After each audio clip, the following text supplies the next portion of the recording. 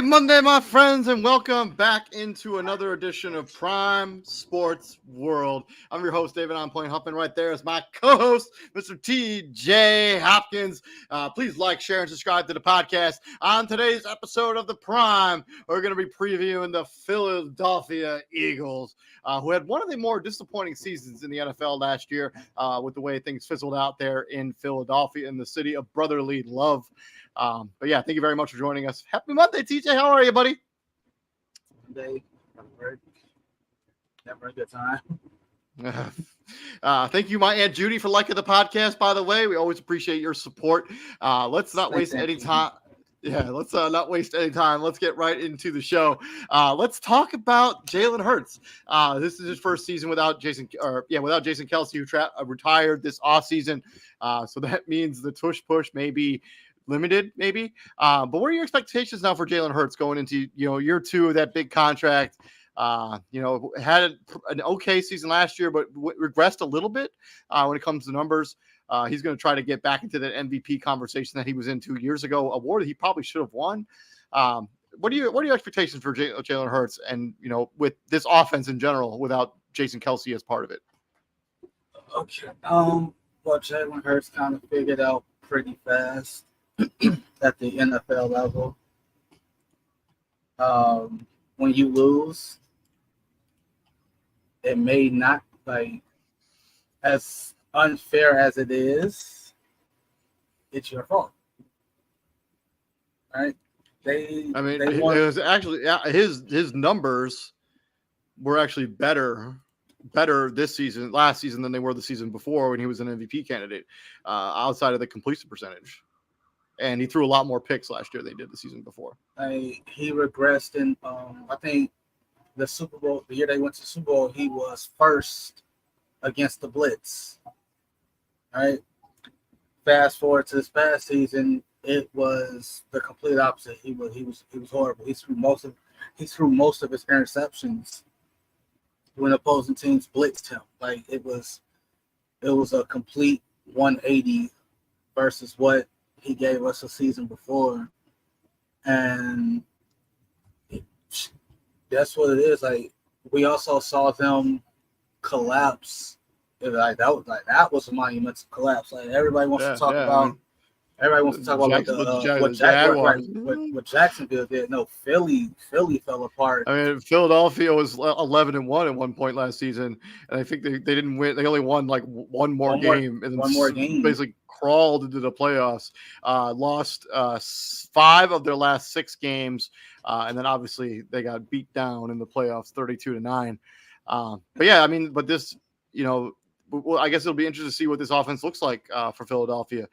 They were fantastic. Their defense also regressed. We'll talk about the defense here in a minute. But Jalen Hurts should put up good numbers. This is still the same weapons. Obviously you got an upgrade at the running back position with Saquon Barkley there. This should be an offense that should be as good as it was the season before. Yeah, just first shout out to Jason Kelce, a hell of a career, Hall of Fame career. You could tell he was done. He almost retired after they lost the Super Bowl. I think he came back one more season just to try to make another stab at it. That loss to Tampa Bay in the wild card, that was you could see it on his face as he was walking off the field. I'm all he's done. He's not coming back. At that point, Jason Kelce has literally nothing left to prove. He's got a Super Bowl ring. He's going to be a first ballot Hall of Famer probably.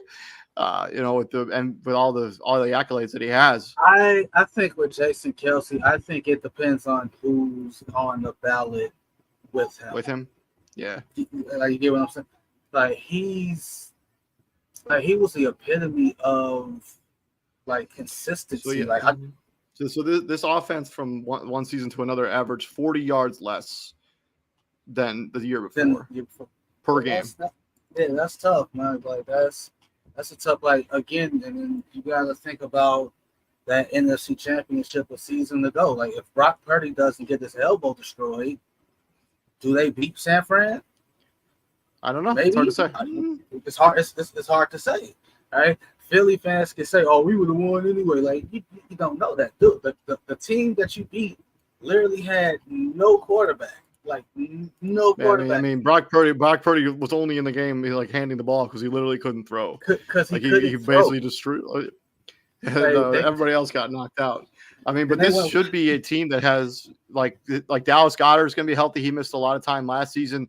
I mean, another season with AJ Brown, Saquon Barkley is an upgrade at the running back position. This offensive line is still one of the top 5-ish, offensive lines, even with the replacement at the center position. But losing that man in the middle, losing that cog, like he was the one that made it go, bro. Like you don't think that a center, like that one piece makes a big difference.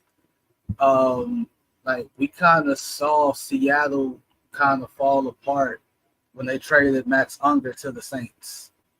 Or we saw in the Falcons when Alex Mack retired. Like that's Alex Mack, yeah. Yeah, like that's tough. Like especially when it's a linchpin like that. I expect him to be better. Why? Because you paid him the bread, bro. You gave him the bag. He secured the bag. You got to get that ROI. I say it all the time. That return on investment, it has to be there. Philly's window is now, and shout out to Howie Rosen because he's gonna do whatever he has to do to make sure Philly stays in the window. Like Philly don't rebuild for long if they are bad. Yeah, I mean he's like one of the most aggressive GMs in the NFL. Like he will rebuild this. Like this team will rebuild if they have to. So yeah. I mean we're talking about yardage. I mean it's silly to put numbers on it, but I expect his numbers to look.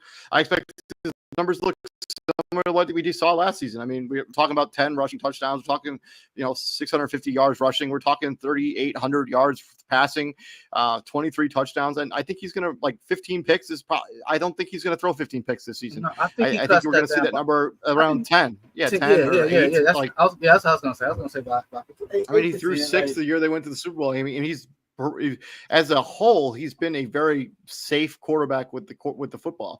I mean, 15 picks seems like an outlier when you look at the rest of his career so far.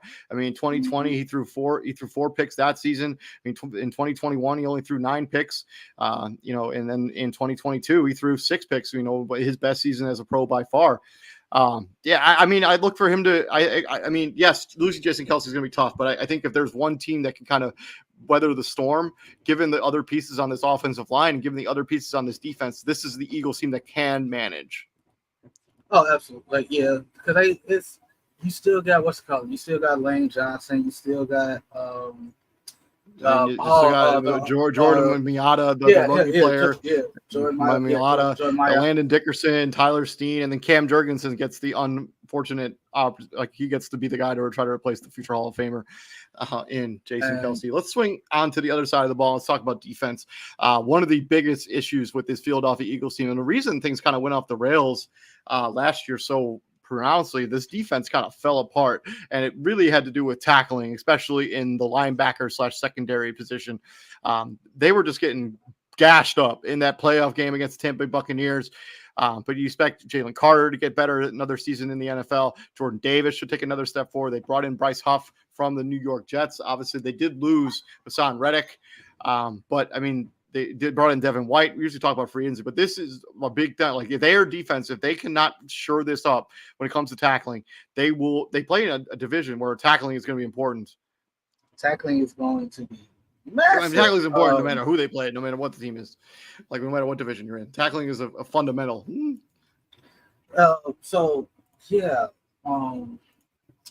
They fired defensive. They fired. I think it was Sean Desai. They fired him mid. No, who was it? Was it Vic Fangio? Hold on. They fired whoever the defensive coordinator was. They fired him midway through the season. Brought somebody in and then expected that to work, and that's not how that works. This ain't Madden. This ain't the game. Sean Desai was fired during the Philadelphia Eagles 2023 season. Vic Fangio is now actually Sean Desai was fired right after the playoffs were over. So right after he didn't get fired midseason, he got fired as soon as the season. Vic Fangio is now the defensive coordinator. I said they fired somebody midseason. It was bad. Like it was. I think they may have fired their offensive coordinator, maybe. And then Nick Sirianni may have taken over play calling. But they've been trying to replace Jonathan Gannon, basically. All last. I mean, he went on to be head coach of the Arizona Cardinals, I think. Yes, yeah. Who? Or the Colts? Jonathan Gannon. Is he the coach of the Cardinals or the Colts? He's in Arizona. Yeah, that's what I thought. Yeah, he's in Arizona. Well, no, so he got fired after the season. He got stripped of play calling duties. That's what that was. Yeah. So yeah. The tackling has to be shored up. I mean, you bring in a guy like Devin White. I mean, there was a time when Devin White was arguably one of the best linebackers in the NFL. He's regressed a little bit over the last couple of seasons there at Tampa Bay, but you're hoping that to change the scenery will do him a world of good. I think that they will shore up the tackling problem. How sure am I they're going to shore up the tackling problem? I mean, I can't really say. I mean, they brought in C.J. Gardner-Johnson as well to be one of those guys who was on that Super Bowl team that they kind of missed last season. Yeah, so he got stripped of play calling. Then they brought in Matt Patricia, which, come on, seriously. And then they, yeah. So Sean Desai was basically defensive coordinator in name only. Matt Patricia was the one calling the shots, and they fired both of them. Then they hired Vic Fangio. It can't afford you can't afford for tackling to be a concern. Like at this stage of the game, if you're the Philadelphia Eagles, tackling can't be an issue. Like especially since most of this team is the same team that lost that Super Bowl. Like they know what they got to do.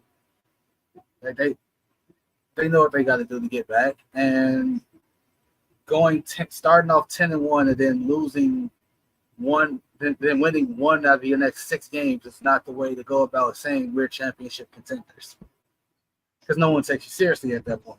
And then you got your ass kicked in the wild card game. Like that was yeah. It's like, will tackling still be a concern? They can't afford it. They can't afford for it to be a concern. Yeah, I mean, they have to shore it up. I mean, it has to be something that gets corrected immediately because it's one of the things that held this team back. I mean, they were a pretty good team until the defense just kind of fell apart there at the end. I mean, giving up 42 points to San Francisco, 33 to Dallas. I mean, 35 points to an Arizona Cardinals team, and then losing to the New York Giants for the last week of the year. I think those were the 2 games. It was like you let Arizona do what they did. He lost to the Giants. Yeah, and because I think as much as we love Vic Fangio, especially for what he did here in Chicago, I think he's also still chasing that dragon, because the stuff he did in 2018 with that defense it's still talked about, but it's also one of those things that's not highlighted enough because they didn't get it done. Like we can sit here and be as unbiased as we can. Like a lot of people think that, hey, if Cody Parkey don't doink that thing, Vic Fangio is a Super Bowl champion defensive coordinator in 2018. I think he's still because I still think he's chasing that dragon, because like again that 2018 Bears defense did historical numbers. Yeah, and I mean, it makes that kick. I mean, who knows what the future holds for that? And I think Philly brings him in with that in mind. I think they're telling him like, hey, we have somewhat of a carbon copy of what you had in Chicago. You can do that here, because I also think this might be it for Fangio. Like you got to keep in mind, buddy up there. Yeah, like, I mean, he's not a young. Vic Fangio's not a young man. He's been long around the NFL for. It's got to be close to 40 years. Like, hey, it's pushing it, but like he was born in 1958. He's 65 years old. He started coaching in the NFL as a defensive coordinator at Dunmore High School in Pennsylvania in 1980. 1980 to 2020. Right? He's been in the National Football League as a defensive assistant since '86. I'm not even sure if this is this is Arena League. Since '86. He was a linebackers coach for the Saints in '86. So the guy's got some miles on him when it comes to the National Football League and football in general. Let's swing it over into Nick Sirianni. A lot of conversation about Nick Sirianni towards the end of last season, talking about him potentially being out of a job. Is he on the hot seat? Yes or no, TJ? This is Philly. This is Howie Roseman. This is Jeffrey Lurie. I'm gonna say yeah because you fired Doug Peterson after winning the Super Bowl. Ain't nobody safe. Yeah. Ain't nobody safe. I agree with you. It's the city of brotherly love. Philadelphia, like this team is built to win now, and Nick Sirianni is unable to get them over the hump. I think they will look elsewhere. Yeah, I'm not sure who's out there who's a better coach right now than Nick Sirianni, but I think they'll be looking somewhere else. Like I agree, but like I can disagree with it just as much as I disagree with them firing Doug Peterson because again, like what you're replacing was you were replacing at the time the Super Bowl champion, and the guy that you brought in wasn't even that. Right? So like then if you fire this guy, you're firing a NFC champion, a Super Bowl appearance, and so on and so forth. Like a coach of the year, all that good stuff. If you were going to pull the plug, you'd have to have somebody in mind that you think is going to be an upgrade over Nick Sirianni. There's no reason to make that change. There's no reason to make that change unless you have somebody in mind that you think could take you over the top. But I think it's a no-brainer. He's on the hot seat. I think with the way that the Philadelphia Eagles collapsed last season, if they come out and they kind of flounder a little bit this season, and let's say if they don't even make the playoffs, I think he's for sure out. I will say this. One name to keep an eye on in many NFL circles, and disagree with this all you want, call it crazy. I would not be surprised if I see a lot of teams being linked to Lincoln Riley. Yeah. There's all the USC conversation about man. I saw like I was scrolling through Facebook that they're linking Deion Sanders to USC on one of those sports shows. Yeah, it was Paul Feinbaum, and hey, I will give Paul Feinbaum his just due. Like he's been around college football probably longer than I've been alive, and he's definitely forgotten more shit than I will ever know about the game of college football. And so, like, if he says it, there's some merit to it. And that's one of those things where it's like, hey, the actual person has to come out and say, like, hey, man, I ain't going nowhere. I'm here till, for perpetuity. Is Nick Sirianni on the hot seat? Do you think he's gone? You think he's gone? Yeah. I don't think he's gone, but I think the seat is hot. Okay. I think he's on the hot. I mean, this is a team that's like Super Bowl or bust, really. I mean, I think coming up short, and I guess it really depends on how they come up short. Like if they fall apart like they did last season, I think he'll be for sure given his walking papers. Philadelphia doesn't have patience or time for a coach to not get them where they want to go. I mean, I know they let Andy Reid coach forever, but I think there's been a definite change of the guard when it comes to the mindset of the Philadelphia Eagles. I mean, as you mentioned, Doug Peterson won them a Super Bowl, and then it was like 2 years later, he was like, "Oh, I'm sorry, you're out of here." Because I was like, all right, so nobody's safe in Philadelphia. Moving on from there, let's talk about their draft. They did a good job addressing one of their bigger needs with their first 2 picks, taking Quayon Mitchell, Toledo, Cooper Eugene, the corner out of Iowa. They took an edge rusher out of Houston, Christian, to kind of replace Hassan Reddick. They took a running back to give you some depth there. They took another wide receiver out of Texas A&M. They took Jeremiah Trotter Jr. Pretty sure that's the son. It is. Yeah. Jeremiah Trotter. Yeah, Jeremiah Trotter, former Philadelphia Eagle, and Pittsburgh Steeler, maybe, I think. But he's more known for playing for the Philadelphia Eagles. They took a guard, Trevor Keegan. They took Johnny Wilson, a quarterback at Florida State, and they took Dylan McMahon, a center out of NC State. I think that they did a pretty good job with their draft. I mean, they had some major needs at cornerback. They had some major needs at the edge. You addressed both of them in this draft with back-to-back picks. At the cornerback position. I mean, Darius Slay is probably his last season there in Philadelphia. There was a lot of conversation about him moving on this offseason. James Bradbury didn't play particularly well last season, but he's probably, he's still a guy who's going to be there. We'll see how the jump is from the MAC to the NFL. But this guy is blazing fast, 4.33 in the 40. Also led all FBS with 15 pass breakups last season. Yeah, that's a big learning curve if you allow it to be, right? A lot of people said the same thing about Sauce Gardner. Sauce Gardner at Cincinnati, they were the American, going from the American Conference to the NFL. Like that's all. Like, hey, the talent is the talent. You still got to perform. So Quinyon Mitchell did what he did against quote unquote lesser talent to some. But what would y'all be saying if he didn't do that against that quote unquote lesser talent? Y'all would have a fit. Cooper DeShawn out of Iowa, hey, speaks for itself. Cooper DeShawn very well could have been a first round pick, easily. Iowa was one of the best defensive teams in college football last season. The problem was their defense was their offense, and they scored. If the defense didn't get the score, it's almost like their offense wasn't going to score at all. Or if their defense didn't give them a short field to work with, they weren't going to score at all. I think the steal here is getting Johnny Wilson in the 6th round. Johnny Wilson, if you don't know David, look him up, buddy, about 6'5", a good 230. He is an absolute monster of a human being. But what happened with him was he got the Steve Smith curse, quote unquote. Steve Smith came out, said he was one-dimensional. Steve Smith said that he don't utilize his size right. And if there's ever a person to listen to when it comes to wide receivers, it's Steve Smith. He ran 4.52 in the 40-yard dash. I mean, he didn't post crazy numbers in 10 games last season at Florida. 41 catches, 600 yards, and 2 touchdowns.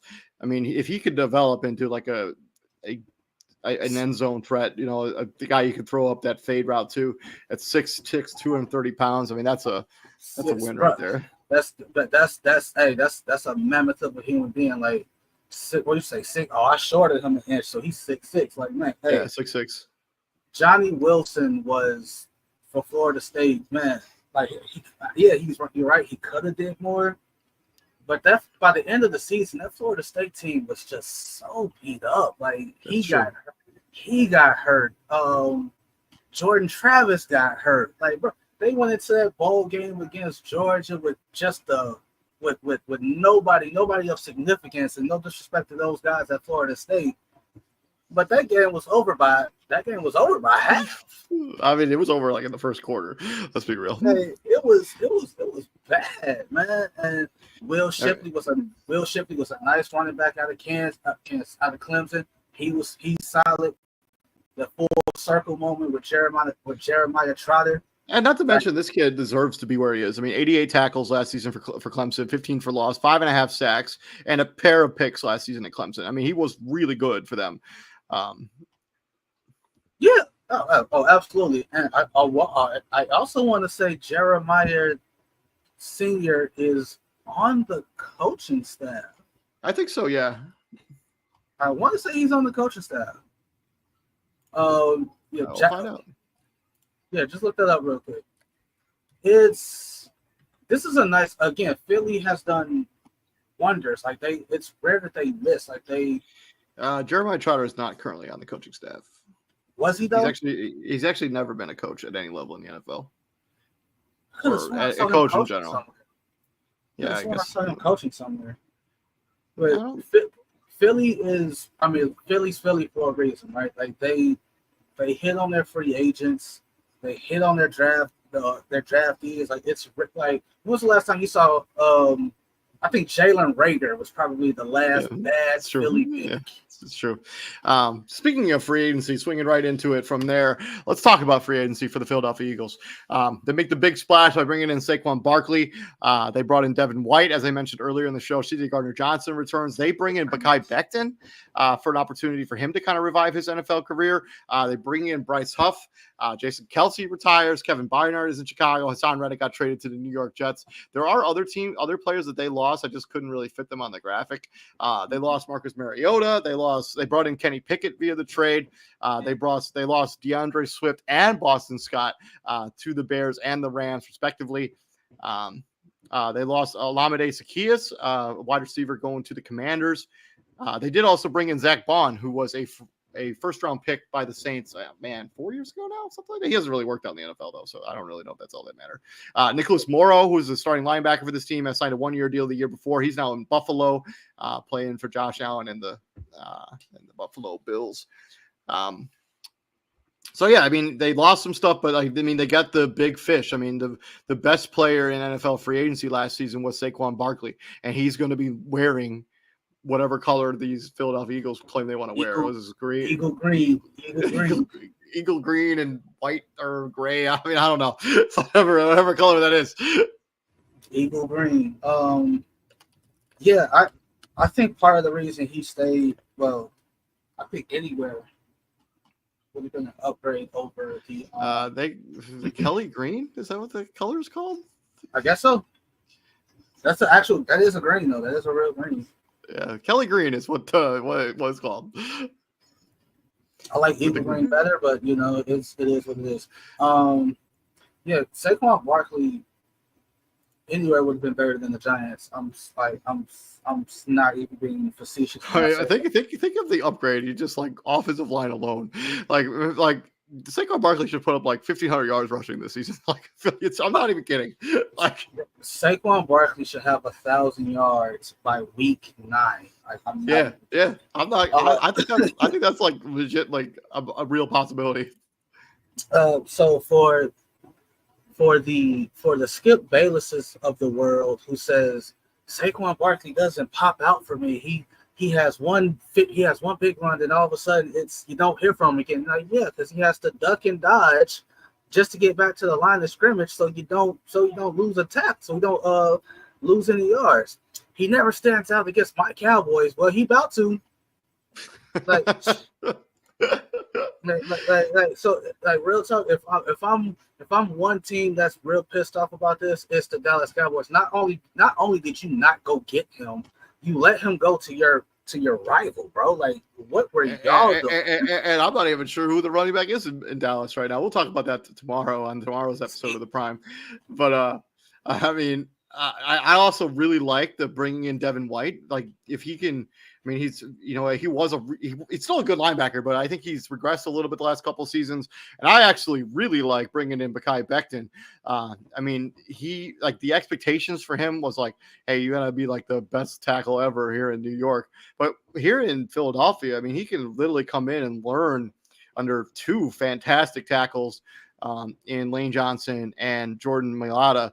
Jordan Mailata, who also was a rugby player, he's part of that international program the NFL is part of. I think he's from New Zealand, right? Something like that. Yeah. And so, I mean, that's a good landing spot. Like, him getting in Philadelphia is a good place for Mekhi Becton to try to revive his career. And Bryce Huff had his best year as a pass rusher. They basically traded Hassan Reddick for Bryce Huff, who is 4 years younger than Hassan Reddick. So I mean, and yes, the departures hurt. I mean, Jason Kelce retired. Yeah. Kevin Byard is a good football player. Arguably one of the better safeties in the NFL. But Devin White caught the ire of Warren Sapp. Like, I know Warren Sapp is a Buccaneer, Buccaneers legend and all that other good stuff. But Warren Sapp, when you question another player's effort, talking about some. Oh, that C! I would have took that C off his chest, bruh. Sit down, please. Like, you got other things to worry about than Devin White and the Tampa Bay Buccaneers at the time. Like, you a whole ass coach for the University of Colorado.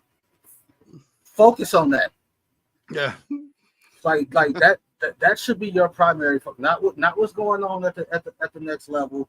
Not what's going on for the Tampa Bay Buccaneers. Again, I understand you Buccaneers legend. You and they ring of fame, your numbers retired, all that good stuff, Hall of Fame, all that good stuff. At the end of the day, Devin White brought a championship to that city just like you did.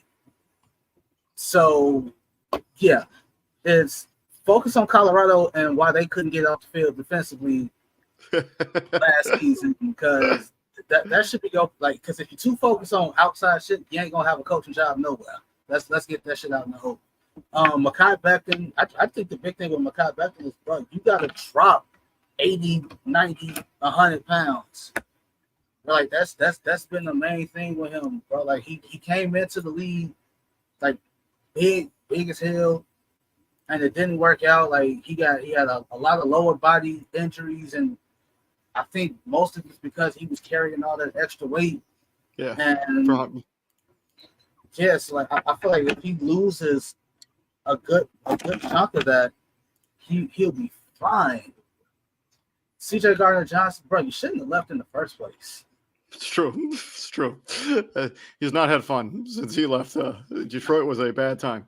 Like you shouldn't have left in the first place. Then you said because you said James Bradbury hasn't been good. Like, bro, the last play Eagles fans remember about with James Bradbury was him committing the hold in the Super Bowl that people say shouldn't have been the hold, but then they lose an argument when Bradbury says like, yeah, I held him.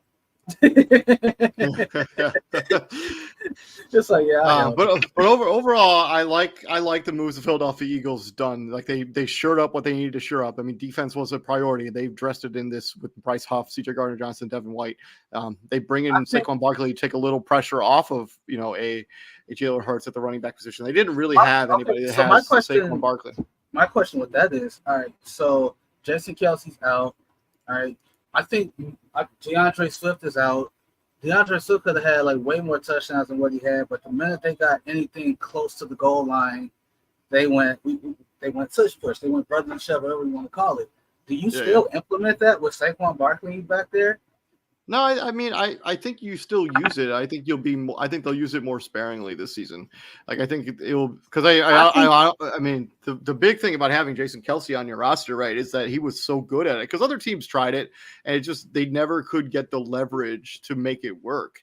And we'll see if Cam Jurgens can make that play. I mean, he played with Jason Kelsey last season, so he has he must have seen how it was done, but it's much easier to see things than to do things.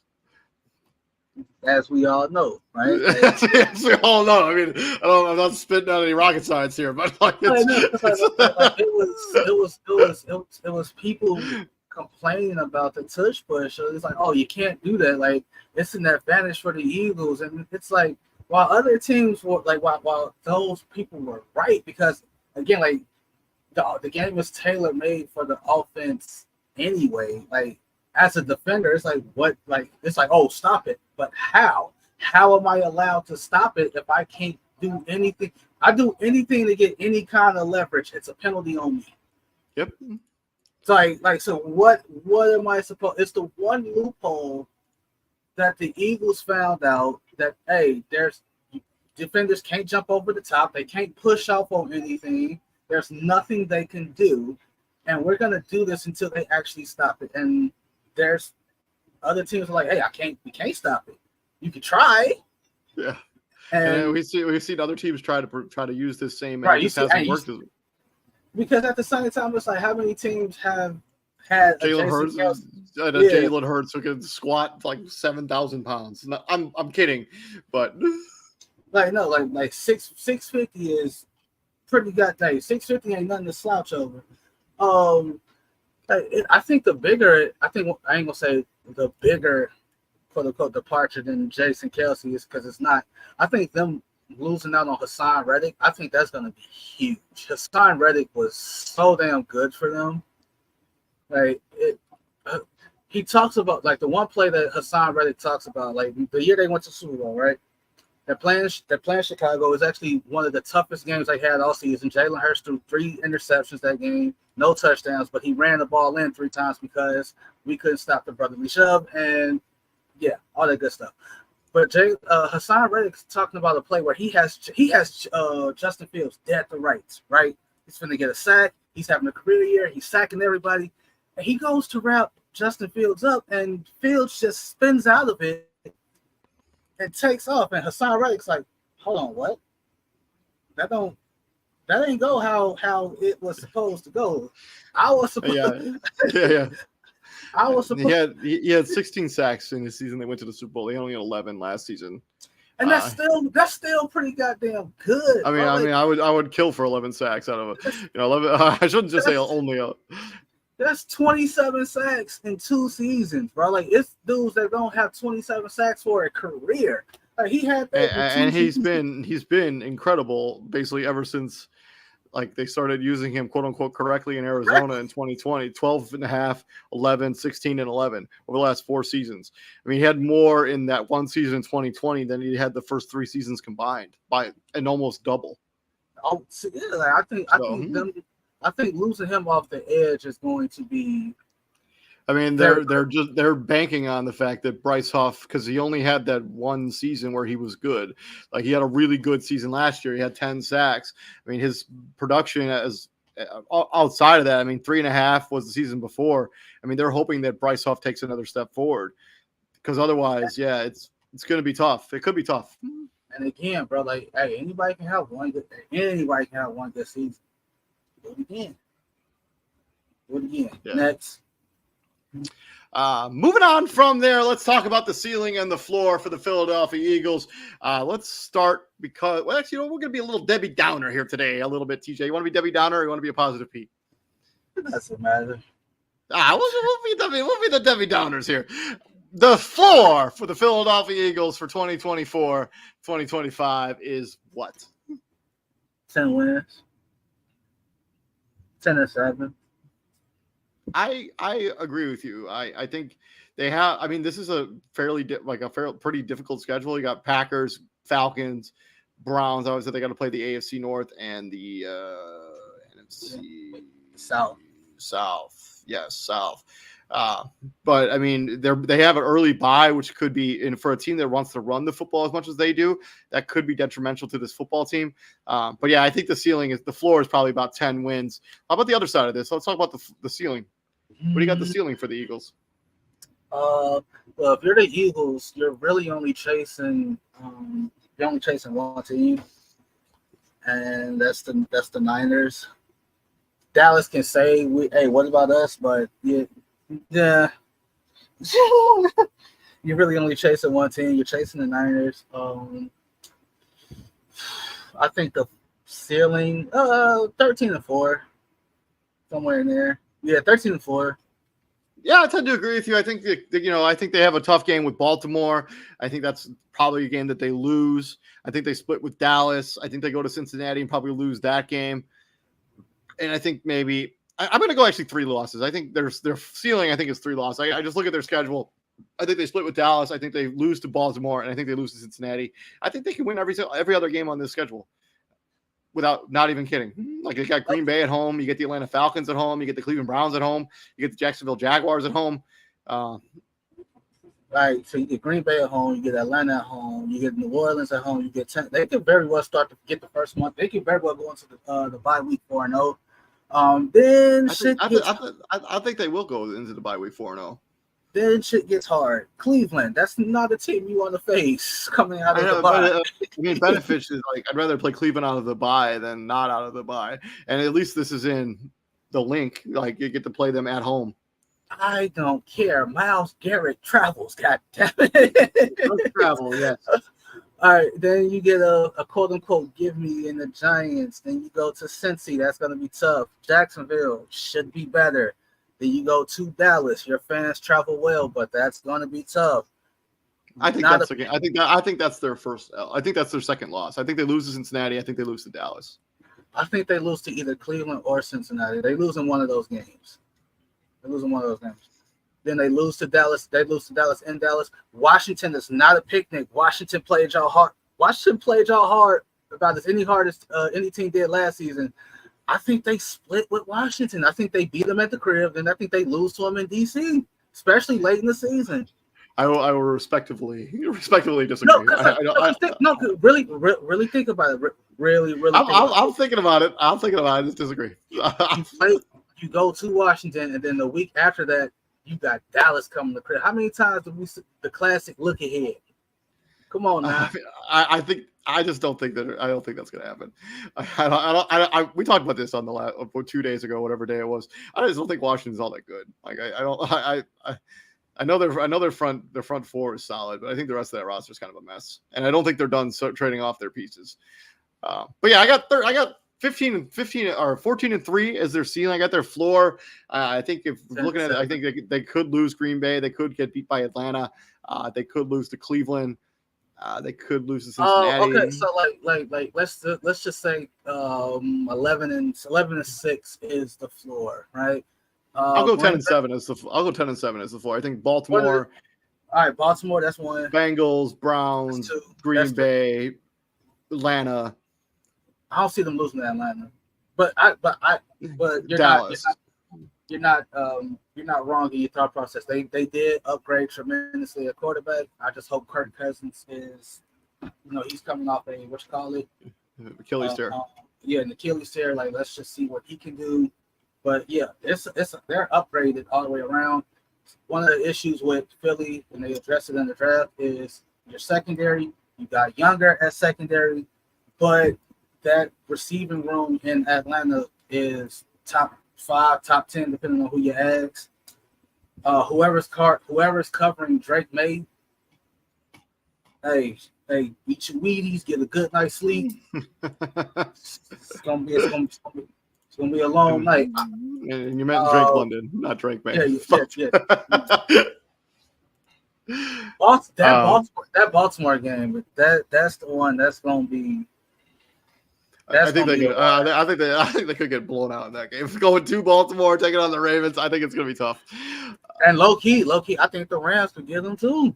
I think so too, but I'm gonna get the Eagles on that one. So yeah, I'm gonna go 10-7 as my floor, my ceiling, or my floor. I'm gonna go 14-3 as my ceiling for the Philadelphia Eagles. I think this team is a near lock to at least represent a wild card spot or even the NFC East in the playoffs. When it comes down to this division, it's been between them and Dallas the last 5 years?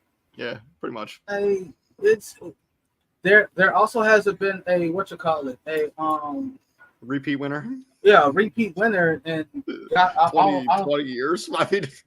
I mean, so who Dallas won it last year, so. Yeah, it should be filled. It should be filled up by the record show. Philadelphia should be able to win this season.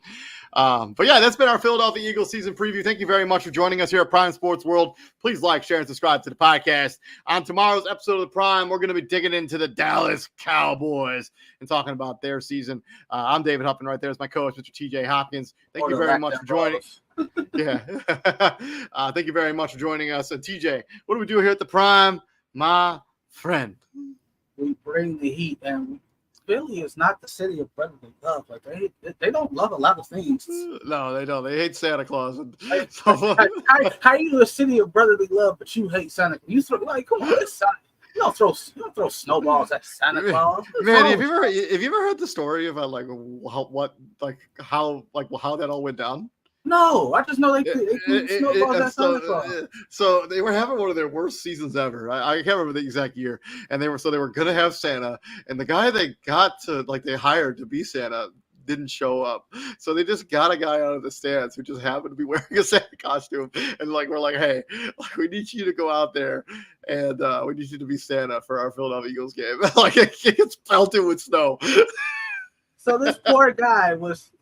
All because somebody else didn't show up to do his job. That poor bastard. It's a good story. We'll be back here tomorrow. You guys all have a good night and stay safe out there. Peace out, TJ. See ya.